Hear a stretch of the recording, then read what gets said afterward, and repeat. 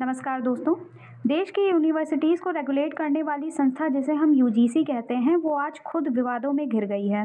नए नियम, छात्र विरोध, सड़क से लेकर सुप्रीम कोर्ट तक हंगामा। आखिर यूजीसी में ऐसा क्या हुआ कि पूरे देश में बवाल मच गया है? चलिए पूरे मुद्दे को फैक्ट्स के साथ समझते हैं इस वीडियो में। तो वीडियो को अंत तक देखिएगा और ज़्यादा से ज़्यादा लोगों को वीडियो शेयर कीजिए। सबसे पहले जानना ये ज़रूरी है कि आखिर मुद्दा क्या है। यूजीसी ने क्या नया किया है, ये जानना काफ़ी ज़रूरी है। जनवरी 2026 में यूजीसी ने promotion of equity in higher education institution regulation 2026 नाम से नए नियम जारी किए हैं। इसका उद्देश्य ये बताया गया है कि यूनिवर्सिटीज़ में एससी, एसटी, ओबीसी छात्रों के साथ भेदभाव रोकना है, शिकायत निवारण सिस्टम को मजबूत करना है और कैंपस में इक्विटी कमिटीज़ बनाना है। दूसरा सबसे बड़ा सवाल ये है कि विवाद क्यों शुरू हुआ। दरअसल कई छात्रों और शिक्षकों का कहना है कि नियमों की भाषा अस्पष्ट है, इसका गलत इस्तेमाल हो सकता है। जनरल कैटेगरी के छात्रों के अधिकारों को लेकर सवाल उठे हैं। कुछ लोगों ने इसे सुधार के बजाय नया भेदभाव बताया है। इन सभी के परिणाम स्वरूप देश के कई राज्यों में छात्र प्रदर्शन किए गए, राजनीतिक कार्यक्रमों में विरोध हुआ, कुछ जगहों पर हंगामा और तोड़फोड़ की गई। यह मुद्दा शिक्षा से निकलकर राजनीति तक पहुंच गया है। ये मामला सुप्रीम कोर्ट तक पहुंचा। सुप्रीम कोर्ट ने कहा कि नियम अस्पष्ट हैं और इनके दुरुपयोग की संभावना है। इसलिए कोर्ट ने यूजीसी के नए नियमों पर फिलहाल रोक लगा दी है और पुराने 2012 के अनुसार नियम लागू किए हैं।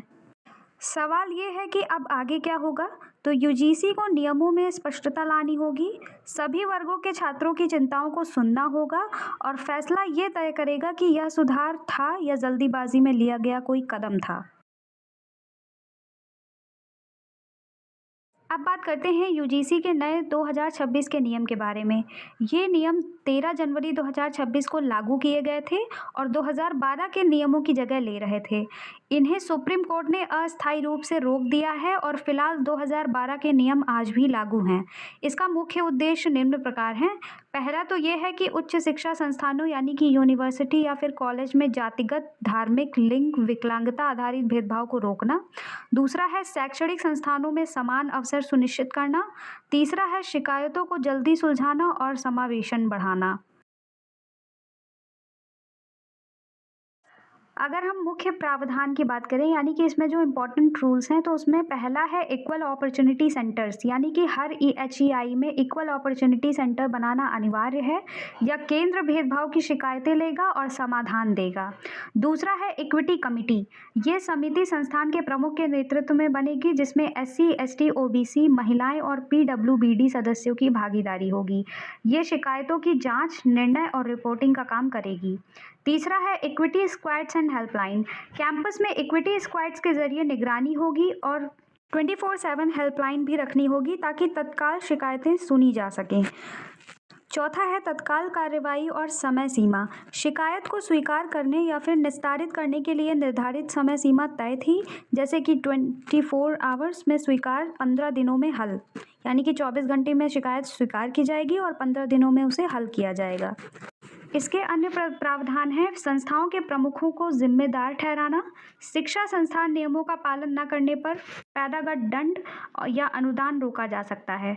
जाति आधारित भेदभाव को परिभाषित करना, विशेष रूप से एससी, एसटी, ओबीसी के लिए। अब हमारे सामने सवाल ये आता है कि विरोध क्यों हुआ। बहुत से छात्रों और समूहों का कहना है कि नियम जनरल कैटेगरी छात्रों के लिए उचित सुरक्षा नहीं देते हैं, शिकायतों का दुरुपयोग हो सकता है और कुछ प्रावधान अस्पष्ट यानी कि वागवार हैं। इस वजह से सुप्रीम कोर्ट ने फिलहाल उन्हें ठहराया है, यानी कि उन्हें रोक दिया है। अगर हम यूजीसी के पुराने 2012 वाले नियम के बारे में बात करें, तो ये नियम 2012 में लागू किए गए थे और लंबे समय तक भारतीय उच्च शिक्षा संस्थानों में भेदभाव को रोकने की मूल रूपरेखा रहे हैं। इनके मुख्य उद्देश्य निम्नलिखित हैं। पहला तो यह है कि किसी भी छात्र या शिक्षक के साथ भेदभाव को रोकना, जाति, धर्म, भाषा, लिंग या विकलांगता के आधार पर। दूसरा है सभी को समान अधिकार देना। तीसरा है एससी या एसटी छात्रों को विशेष सुरक्षा प्रदान करना। मुख्य प्रावधानों की बात की जाए तो सबसे पहले है डिस्क्रिमिनेशन को रोकना, यानी कि शिक्षा संस्थान किसी भी छात्र के साथ भेदभाव नहीं कर सकता है। भेदभाव का जो आधार है वो निम्नलिखित है। पहला तो ये है कि प्रवेश प्रक्रिया में अनफेयरनेस, दूसरा है परीक्षा या फिर इवैल्यूएशन में भेदभाव, तीसरा है लाइब्रेरी या लैब सुविधाओं में भेदभाव और चौथा है दस्तावेज रोकना या फिर मुश्किलें देना। दूसरा है आरक्षण और रिकॉर्ड। एससी या फिर एसटी छात्रों के साथ आरक्षण नीतियों का उल्लंघन नहीं होना चाहिए।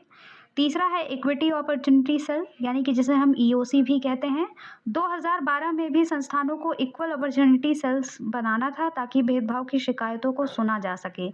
चौथा है सभी कारणों पर रोक। यह नियम जाति के अलावा भी कई आधारों पर भेदभाव को रोकते हैं, जैसे कि लिंग, धर्म, विकलांगता।